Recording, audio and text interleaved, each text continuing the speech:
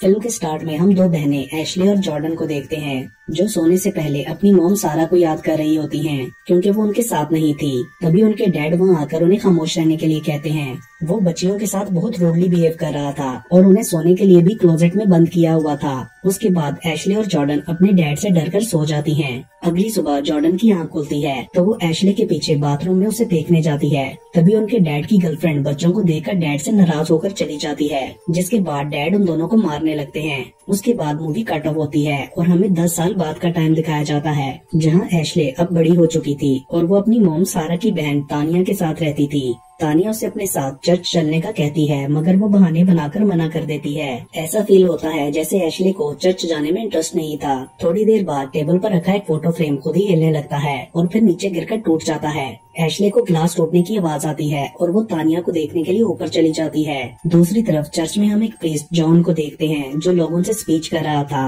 वो अपने spiritual guide और टीचर फादर माइकल को थैंक्स भी कहता है। उसके बाद वो फादर की एक बुक पढ़ रहा होता है और उनसे कहता है कि मैं नहीं जानता था आप डिमोनोलॉजी और एक्सोर्सिज्म का काम भी करते हैं। जिस पर फादर माइकल कहते हैं कि मैंने ये काम अब छोड़ दिया है और तुम भी ये बुक ना पढ़ो। तो जॉन वो बुक रख देता है। अगले सीन में एशले अपने पुराने घर में जाती है। वो 10 साल बाद अपने होम टाउन आई थी। उसे घर में किसी के होने का एहसास होता है और लड़कियों की आवाजें आती हैं। वहाँ पर कुछ अननेचुरल चीजें हो रही थी। फिर एक डिमोनिक आवाज सुनाई देती है जो उसका नाम पुकार रही थी। तभी अचानक उधर एशले की बचपन की दोस्त हाना आ जाती है जो एशले को वहाँ देखकर बहुत हैरान होती है। वो दोनों इतने अरसे बाद एक दूसरे से मिलकर बहुत खुश होती हैं। हैना पूछती है कि तुम लोग कुछ भी बताए बगैर अचानक यहाँ से गायब क्यों हो गए थे, मगर एशले सिर्फ इतना बताती है कि हम नॉर्थ चले गए थे और जॉर्डन आजकल पेन स्टेट में होती है। हैना उसके नेकलेस की भी तारीफ करती है तो एशले बताती है कि ये मेरी मॉम का था।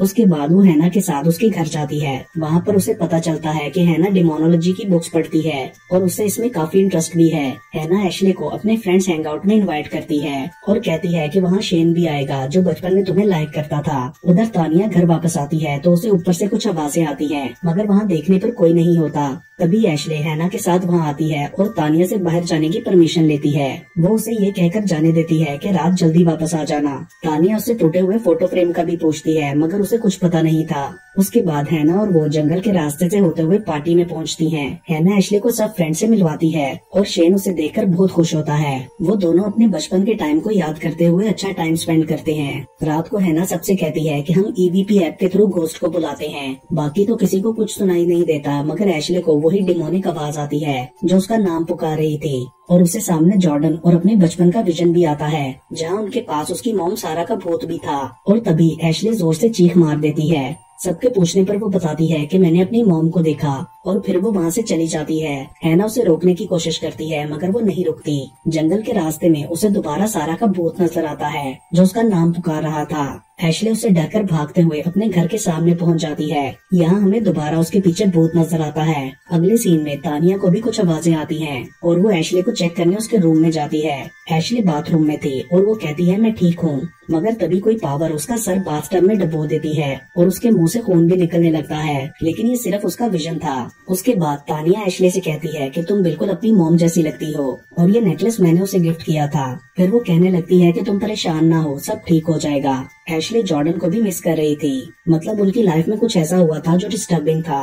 रात को एशले बाथरूम जाती है तो उसे वहाँ से किसी की गुजरने का एहसास होता है और फिर बार बार बाथरूम की लाइट अपने आप जल जाती है। एशले के जाने के बाद हम वहाँ किसी डीमन का साया देखते हैं।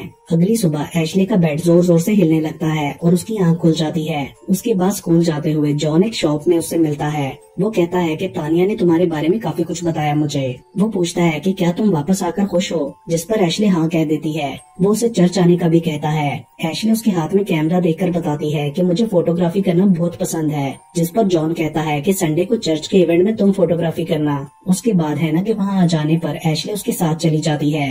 रास्ते में हैना पूछती है कि क्या तुम ठीक हो, कल तुमने ऐसा क्या देखा था कि डर गई। एशले उसे ये कहकर टाल देती है कि कुछ भी नहीं था, बस मेरा माइंड मेरे साथ ट्रिक कर रहा है। मगर हैना बोलती है कि मुझे यकीन है तुमने जरूर कुछ देखा था। स्कूल में दोबारा से एशले के साथ कुछ होता है जिसके बारे में तानिया को कॉल करके बताया जाता है। हैना एशले से पूछने की कोशिश करती है कि क्या हुआ था, मगर वो कुछ नहीं बताती, जिस पर हैना कहती है कि मैं रात को तुम्हारे घर आऊंगी। उस दिन एशले का स्कूल में फर्स्ट डे था, जो कि अच्छा नहीं गुजरा था। तानिया भी उससे पूछने के लिए कॉल करती है, मगर वो पिक नहीं करती। घर पहुंचकर वो तानिया को कॉल करके बताती है कि मैं ठीक हूँ। उसके बाद रात को स्टडी करते हुए उसे कुछ आवाजें आती हैं। वो पहले बाहर देखती है तो कोई भी नहीं होता, और फिर वो चेक करने के लिए ऊपर जाती है, जहाँ एक रूम में उसे बाइबल और फोटो मिलती है। तभी हम देखते हैं कि उधर पास एक डीमन खड़ा है। अचानक से हैना वहाँ आकर एशले को डरा देती है, और उसे लगता है कि ये सब आवाजें भी हैना उसे डराने के लिए निकाल रही थी। हैना नोटिस करती है कि उस रूम से बहुत गंदी स्मेल आ रही है। फिर वो दोनों मिरर के सामने कैंडल जलाकर सारा के घोस्ट से कांटेक्ट करने की कोशिश करती हैं, ताकि पता लगा सकें कि वो एशले से क्या चाहती है। हैना को लगता था कि अगर वो घोस्ट एशले को दिखता है तो उसके बुलाने पर अभी यहाँ जरूर आएगा। पहले हैना सारा के घोस्ट को आवाज देती है। जब उन्हें वो नजर आता है तो फिर एशले रोते हुए अपनी मॉम को बुलाती है। वो कहती है मुझे आप अपनी लाइफ में वापस चाहिए हो। तभी अचानक से कोई अजीब सी आवाज आती है और कैंडल बुझ जाती है। हमें सारा का घोस्ट उनके पीछे नजर आता है। हैना कहती है कि मुझे ये ठीक नहीं लग रहा। तभी उन्हें शीशे में पीछे डीमन खड़ा नजर आता है, और उसी वक्त तानिया रूम में एंटर होकर लाइट ऑन कर देती है और पूछती है कि आप लोग क्या कर रहे हो और ये गंदी सी स्मेल कैसी है। हैना भागकर वहाँ से चली जाती है। जाते हुए वो एशले से कहती है कि हमसे गड़बड़ हो गई है, और वो जो साया हमें नजर आया वो शायद तुम्हारी मॉम का नहीं था। ये सुनकर एशले काफी परेशान होती है। उसके बाद तानिया स्कूल के बारे में पूछती है, मगर एशले गुस्से से कहती है कि मुझे इस बारे में बात नहीं करनी। जिसके बाद तानिया उसे प्यार से रिलैक्स करने की कोशिश करती है, और वो दोनों सारा की बातें करते हुए मूवी देखती हैं और फिर वहीं सो जाती हैं। सोते हुए तानिया को नाइटमेयर आता है, जिसमें पहले वो फादर माइकल को आग में जलता हुआ देखती है, जो कहते हैं कि मैं एनिमी से बात करते हुए फेल हो गया, मैंने तुम्हें फेल कर दिया। उसके बाद वो सारा के साथ होती है, जो उसे बताती है कि मैं प्रेग्नेंट हूँ। मुझे डिमोनिक आवाजें सुनाई देती हैं और मुझे डर लगता है। वो तानिया को अपने लिए प्रे करने का कहती है।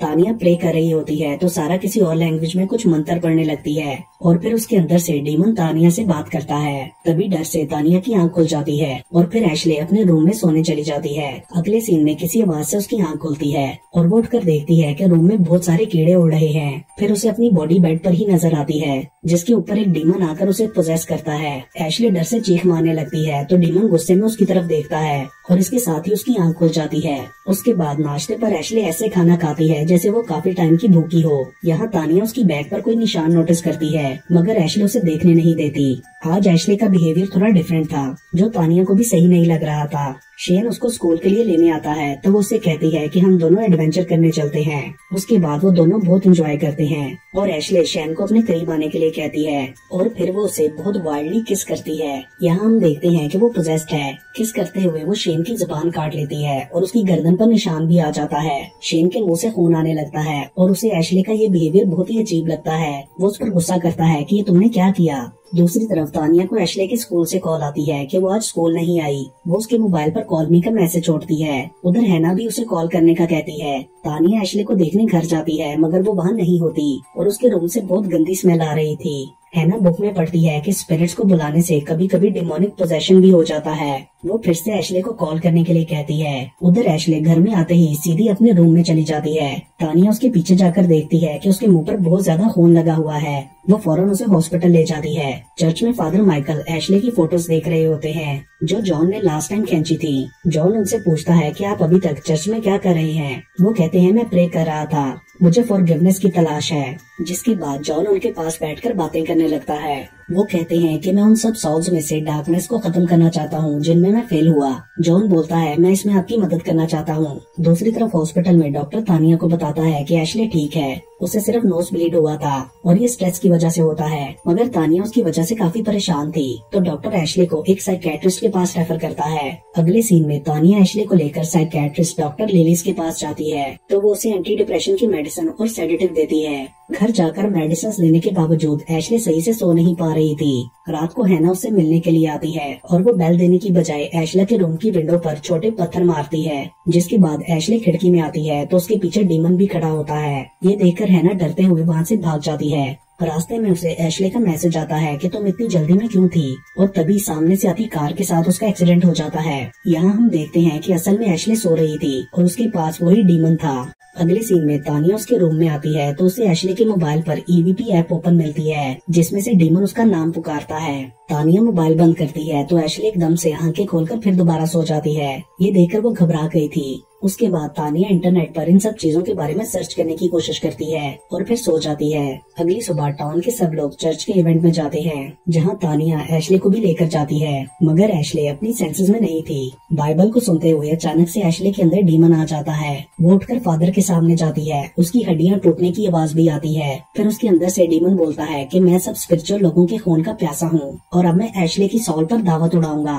एशले की आंखों से खून निकल रहा था और तभी वो बेहोश होकर गिर जाती है, जिसके बाद फादर माइकल तानिया से कहते हैं कि इसे मेरे पास छोड़ जाओ, मैं इसकी मदद कर सकता हूँ। उसकी सॉल खतरे में है, उसके साथ एग्जैक्टली वही हो रहा है जो सारा के साथ हुआ था, इसलिए उसका चर्च में रहना जरूरी है। जिस पर तानिया कहती है कि वो एशले को इस हालत में छोड़कर नहीं जाएगी और आप सारा की बात तो ना ही करें, मैं उसको छोड़कर चली गई थी लेकिन अब ऐसा नहीं करूंगी। और फिर वो एशले को लेकर हॉस्पिटल चली जाती है। उसके बाद फादर माइकल जॉन को बात करने के लिए ऑफिस में बुलाते हैं और उसे बताते हैं कि एशले डीमन से पोजेस्ड है और कहते हैं कि मैंने जिंदगी में एक्सोर्सिज्म के थ्रू बहुत सारे लोगों को इवल पोजेशन से बचाने की कोशिश की, मगर कुछ को नहीं बचा सका और फेल हो गया, जिसने मेरे फेथ को हिला दिया। जॉन बोलता है कि मैं आपकी मदद करना चाहता हूँ, जिस पर फादर कहते हैं हमें डीमन को हराने के लिए उसका नाम पता लगाना होता है, लेकिन इस केस में डीमन अपना नाम आसानी से नहीं बताएगा क्योंकि एशले ने खुद डीमन को इनवाइट किया है, जैसा कि एशले की मॉम की टाइम भी हुआ था। और अब एशले के एक्सोर्सिज्म में तुम्हें मेरी मदद करनी होगी, हम इवल को इतनी आसानी से जीतने नहीं दे सकते। उसके बाद वो सब बुक्स वगैरह लेकर तानिया के घर जाते हैं। फादर साथ साथ जॉन को सब सिखा भी रहे थे। वो बताते हैं पोजेशन की 3 स्टेजेस होती हैं। पहली इन्फेस्टेशन, जिसमें डीमन किसी जगह पर एक्टिव होता है, उसके साइंस होते हैं जैसे कि ऑब्जेक्ट्स मूविंग, विस्परिंग और गंदी स्मेल। सेकंड स्टेज ऑपरेशन होती है, जिसमें डीमन किसी एक इंसान पर फोकस करता है और उसका ट्रस्ट हासिल करने के लिए किसी लव्ड वन की शक्ल में सामने आता है। और इसकी फाइनल स्टेज पोजेशन होती है, जिसमें इंसान अपने अंदर डीमन को खुद इनवाइट करता है, अपने आप का फुल कंट्रोल देते हुए। और यहाँ पर डीमन को सिर्फ उसका नाम जानकर ही हराया जा सकता है। उधर एशले पूरी तरह डीमन के कंट्रोल में थी। उसकी आंखें रेड हो चुकी थी और हालत काफी खराब थी। डॉक्टर उसे चेक करने के लिए आता है और उसे देखने अकेले ऊपर उसके रूम में चले जाता है। तभी फादर माइकल और जॉन भी वहाँ पहुँच जाते हैं। जॉन तानिया को समझाते हुए कहता है कि ये सब तुम अकेले हैंडल नहीं कर पाओगी। उसके पूछने पर तानिया कहती है कि सिचुएशन पहले से ज्यादा खराब हो गई है और मुझे समझ नहीं आ रहा कि मैं क्या करूँ। तभी ऊपर से डीमन की आवाज आती है और वो दोनों ऊपर देखने जाते हैं, जहाँ एशले ने डॉक्टर को बहुत से इंजेक्शन लगाकर मार दिया था। ये देखकर जॉन जल्दी से एशले के हाथ बेड के साथ बांध देता है और फादर एक्सोर्सिज्म स्टार्ट करते हैं। डीमन कहता है कि एशले यहाँ नहीं है और अब उसकी सॉल मेरी है। फादर डीमन से उसका नाम पूछते हैं मगर वो नहीं बताता।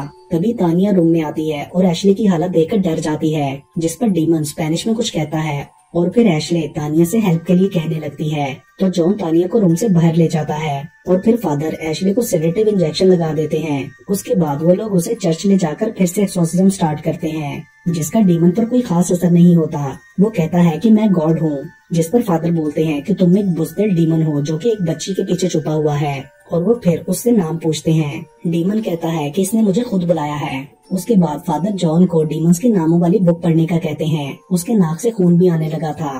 फादर एशले के माथे पर क्रॉस रखते हैं और वो तड़पते हुए अपने हाथ खोलकर खड़ी हो जाती है।